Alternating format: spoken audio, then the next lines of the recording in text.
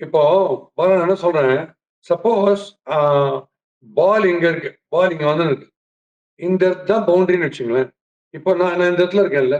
இந்த பால் பவுண்டரி கிட்ட ஃபாஸ்ட்டா வென் இட் இஸ் நியரிங் அப்ப எல்லாரும் என்ன பண்றாங்க, பந்து இப்படி கிட்டக்க வர சமயத்துல அவங்களும் பந்து கிட்ட வந்துட்டு டைவ் அடிக்கும்போது, மிஞ்சி போனா கைய நீட்டுறாங்க. கையில பட்டு அப்படி போகுது. இந்த பக்கத்துல போ வேண்டிய பவுண்டரி இன்னொரு 4 யார்ட் தள்ளி வேற ஒரு டைரக்ஷன்ல. விச் மீன்ஸ் பவுண்டரிய தடுக்கிறதுக்கு பதிலா கையால டிஃப்ளெக்ட் பண்ணி ஒரு 10 யார்ட் தள்ளி ஒரு பவுண்டரிய குடுத்துருக்கீங்க. 4ல. ஃபீல்டர் சொல்றேன். பட் பிரிவியர்ஸ் வந்து தன்னுடைய டிஃபரன்ஸ காமிச்சார். அதாவது ஜான்டி ரோட்ஸ் டைப்ல என்ன டிஃபரன்ஸ் காமிச்சார்னா, இதே மாரி டிஸ்டன்ஸ் இருக்கு. இந்த பால் இப்படி வந்து இருக்கும்போது, இந்த பால் இந்த நியரிங் இல்ல. அப்போ 10 ஃபீட் அவே இருந்தாருன்னா, அந்த பாலுக்கு அந்த பால் பவுண்டரிக்கு ஒரு 10 அடி கிட்ட வர சமயத்துக்கே டை வச்சிருக்காரு. பந்து கிட்டக்க போய் டைவ் அடிக்கணும்னு பிளான் பண்ணல. பந்துக்கு அவேயா இருக்கும்போதே டைவ் அடிச்சு, அவர் ஓடுற ஸ்பீட்ல அது கரெக்ட்டா போய் இன்டர்செப்ட் பண்ணி பியூட்டிஃபுல்லா தடுக்கிறாரு.